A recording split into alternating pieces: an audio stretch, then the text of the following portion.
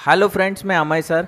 आज हम लोग और एक सिंपल प्रॉब्लम की ओर बढ़ने वाले हैं। वो प्रॉब्लम जो है वो एक्चुअली वो लेसन ड्यूअल सिंप्लेक्स और सिंप्लेक्स मेथड के ही अंदर ये प्रॉब्लम आते हैं मतलब।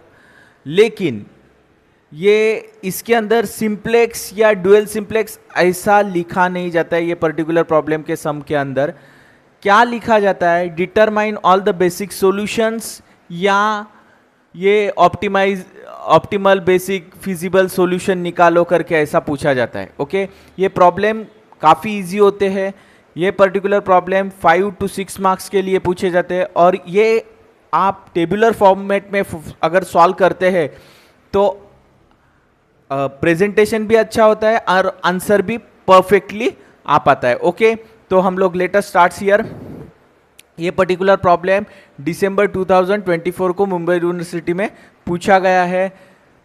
कभी कभी ऐसा लिखा रहता है पूरा basic feasible solution, non degenerate, ये सब निकालना है या तो determine all the basic solution करके। ओके, तो यहाँ पे हमें करना क्या रहता है, देखो यहाँ पे आप देखेंगे तो पर्टिकुलरली यहाँ पे आप देखेंगे तो वेरिएबल्स कितने हैं, x1 x2 x3 है। मतलब 3 वेरिएबल है, 2 कंस्टेंट है। कंस्टेंट कितने हैं, 2 है। वेरिएबल कितने हैं, 3 है। तो 3 है तो 1, ये 2 और ये 3 हम लिख देंगे यहाँ पे। नॉन बेसिक वेरिएबल मतलब हम लोग पहले x3 को आउट करेंगे। तो x3 अगर आउट कर देंगे तो x3 इज इक्वल टू 0 हो जाएंगे। इस केस के अंदर अगर s3 0 हो जाता है तो बेसिक वेरिएबल ये पर्टिकुलर प्रॉब्लम के अंदर कौन से बचते हैं, x1 एंड x2 बचते हैं। ओके, तो इक्वेशन कैसे फॉर्म हो गए, x3 0 हो जाएगा तो x3 को कट करो और बाकी जो बचे हुए हैं वो इक्वेशन के अंदर आपको लिखना है। तो यहां पे x1 plus 2x2 is equal to 7 and 3x1 plus 4x2 is equal to 15। Okay, इसके बाद सेम ये सेकेंड और थर्ड के अंदर भी आपको सेम करना है। यहां पे देखो आउटगोइंग वेरिएबल जो है, क्या बोल रहा हूं मैं, आउटगोइंग वेरिएबल यहां पे x2 हो जाएगा। अभी x2 आउटगोइंग है तो x2 आउटगोइंग है, तो इनकमिंग वेरिएबल जो है वो x3 रहेगा इसके अंदर। मतलब सेकेंड केस के अंदर मैं बात कर रहा हूं। सेकेंड केस के अंदर ये पर्टिकुलरली जो लिखा हुआ है ये सेकेंड केस के लिए लिखा हुआ है। तो x2 आउट हो जाएगा मतलब x2 0 हो जाएगा। तो x2 निकाल देंगे तो रहेगा क्या, x1 and x3 basic variable रहेंगे।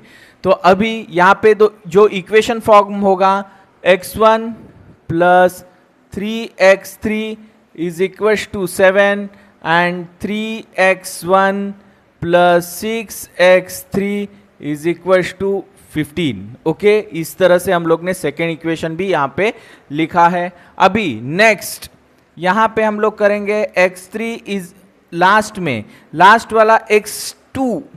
अभी लास्ट में x1 आउट हो जाएगा और इनकमिंग वेरिएबल जो रहेगा वो x2 रहेगा। ओके, तो यहां पे x1 का वैल्यू 0 हो जाएगा, x2 and x3 basic variable करके बचेंगे। ओके, तो यहां पे जो इक्वेशन फॉर्म होगा वो 2x2 plus 3x3 is equal to 7 and यहां पे 4x2 plus 6x3 is equal to 15। Okay, इस तरह से हम लोग ने यहाँ पे इक्वेशंस तो फॉर्म करके लिए हैं, लेकिन इक्वेशंस के अंदर जो वेरिएबल है उनके वैल्यूज अगर हमें निकालने हैं तो हम लोग किसका सहारा लेंगे, कैल्सी भाई का सहारा लेंगे, क्योंकि उससे हम लोग को आसानी से वैल्यूज मिलते हैं। तो यहाँ पे देखो हम लोग इक्वेशंस में जाएंगे, मोड में जाएंगे, इक्वेशंस चूज करेंगे, अननोन 2 चूज करेंगे और उसके बाद 1 बाय 1 उसके कोऑर्डिनेट लिखेंगे। इसका कोऑर्डिनेट है 2, इसका कोऑर्डिनेट है 1, उसके बाद 2, उसके बाद 7, उसके बाद 3, उसके बाद 4 और लास्ट में अंत में 15। ओके, इस तरह से हमें x1 का जो वैल्यू है वो कैल्सी भाई ने बताया है, इसका वैल्यू आ रहा है 1। उसके बाद सेम इक्वल टू प्रेस करेंगे तो नेक्स्ट वैल्यू मिलेगा x2 का, वो हमें मिल चुका है 3। Okay, once you get this two values, next equations solve करने हैं हमें, तो नेक्स्ट इक्वेशंस भी वही तरीके से सॉल्व करने हैं। तो हम लोग कैल्सी भाई का ही हेल्प लेंगे।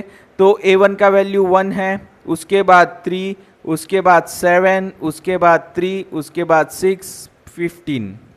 Okay, then x1 is equals to 1 and x2 is equals to x3 is equals to 2। Okay, इस तरह से यहाँ पे भी मुझे ये x2, x1 और x3 के वैल्यू, मतलब जो बेसिक वेरिएबल बचेंगे उनके ही वैल्यू मिलेंगे, क्योंकि ये जो नॉन बेसिक वेरिएबल है वो पहले से ही 0 है। ओके, तो यहाँ पे हमें ये वैल्यूज मिल चुके हैं। अभी यहाँ पे देखो, ये जो इक्वेशन है पर्टिकुलरली, इसके अंदर देखो ये रहेगा 2, 3, 7, इसका सॉल्यूशन निकलने वाला नहीं है, लेकिन कैल्सी के अंदर देखो, कैल्सी भाई हमें क्या आंसर देता है, ये 4, ये 6 और ये 15। ओके, तो कैल्सी भाई हमें मैथमेटिकल एरर करके बता रहा है। क्या बता रहा है कैल्सी भाई? हमें मैथमेटिकल एरर करके बता रहा है, तो हमें यहाँ पे सॉल्यूशन मिलने वाला नहीं है। ये पे लिखना पड़ेगा अनबाउंडेड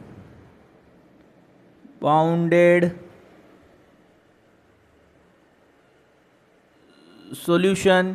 यहाँ पे तो सॉल्यूशन नहीं निकल पाएगा, क्योंकि आप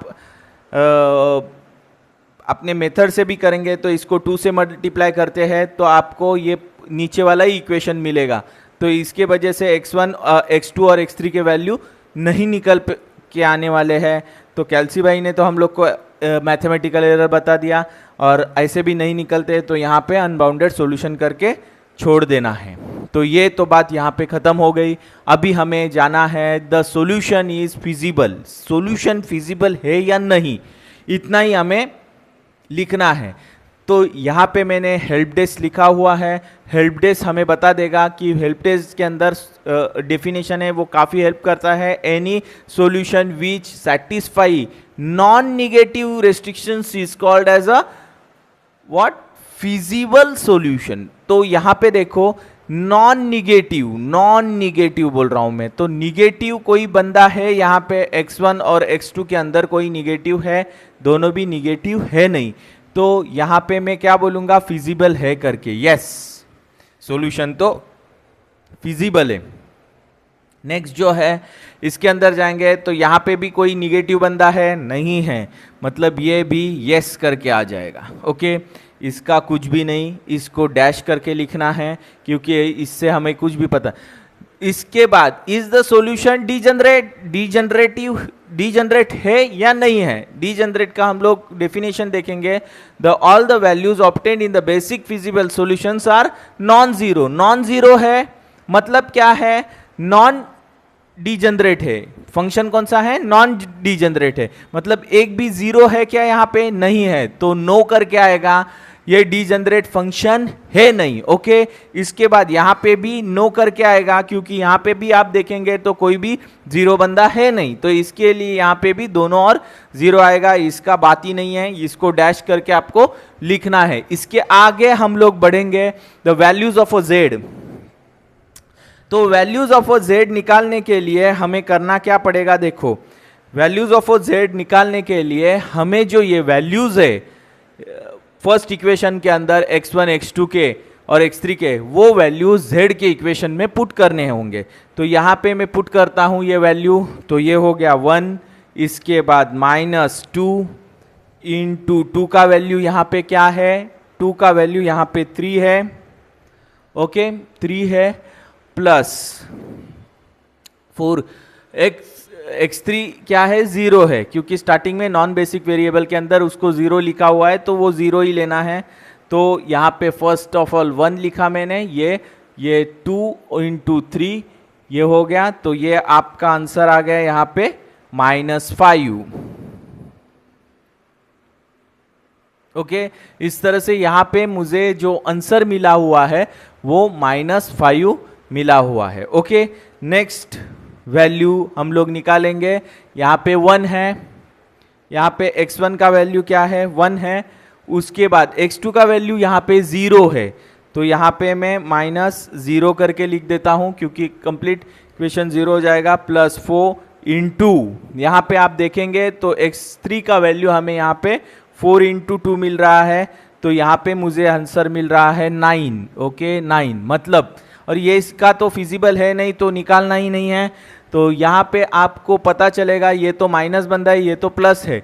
आपका सॉल्यूशन ऑप्टिमल सॉल्यूशन के लिए any feasible solution which maximize the objective function is called as the optimal solution. तो मैक्सिमाइज वैल्यू कौन सा है इसके अंदर, तो मैक्सिमाइज वैल्यू ये है, तो ऑप्टिमल सॉल्यूशन कौन सा हो गया, ये हो गया, तो इसको यस लिखना है, इसको नो लिख देना है, इसको डैश देना है।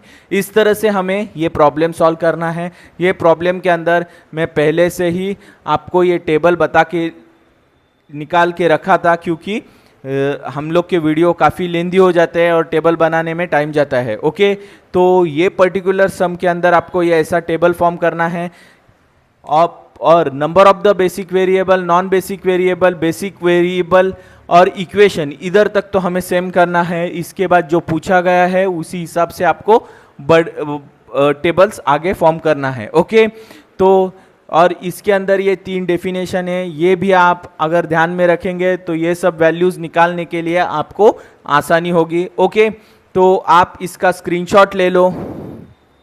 ओके, और अगर सिंप्लेक्स में इस टाइप के प्रॉब्लम के अंदर आपको कोई भी डाउट है, कोई भी क्वेश्चन है, तो कमेंट बॉक्स में कमेंट करके ज़रूर पूछ लेना। और अगर मेरे वीडियो आपको अच्छे लगते हैं तो लाइक, सब्सक्राइब और शेयर ज़्यादा से ज़्यादा करना। Thanks for